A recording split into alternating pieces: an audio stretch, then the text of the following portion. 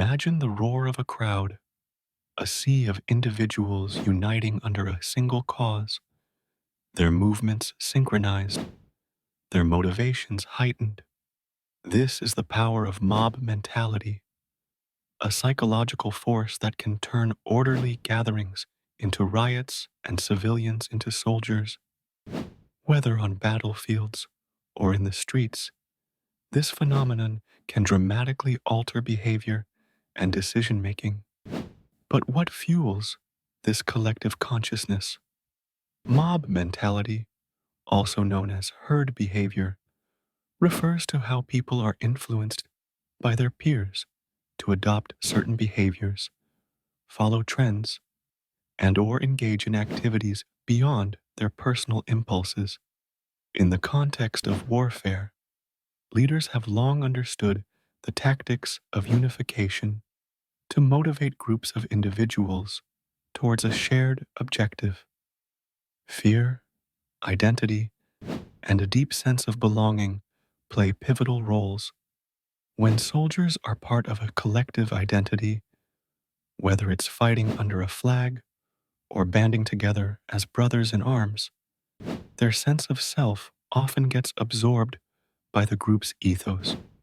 It's an emotional transformation that can amplify bravery, yet also desensitize individuals to violence.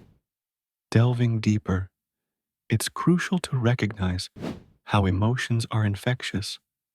In a crowd, emotional signals are transmitted from one person to another, intensifying excitement, fear, or anger. This emotional contagion is particularly potent in high-pressure environments like warfare and riots. The stakes are high, and under the adrenaline rush, individuals might engage in actions they'd normally avoid. This shared attention creates an almost hypnotic rhythm to their movements and decisions. In riots, the catalyst for mob mentality often stems from a triggering event or a perceived slight against the community's values or rights. This common catalyst unites individuals, blurring lines between personal and collective grievances. The anonymity provided by a crowd further emboldens people to act out. Each person feels less accountable for their actions under the guise of collective decision making, thereby lowering the threshold for deviant behavior. This mindset can escalate peaceful protests into violent confrontations where norms and laws are cast aside. The psychology behind these behaviors finds its roots in our evolutionary past.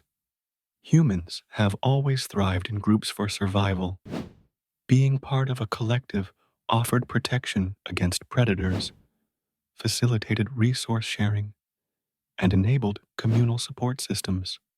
In modern contexts, this ingrained behavior is still evident, often seen more vividly during conflicts and collective uprisings. Yet, it's essential to consider the ethical ramifications. Leaders or instigators who understand the power of mob mentality can both unite and manipulate crowds towards destructive ends.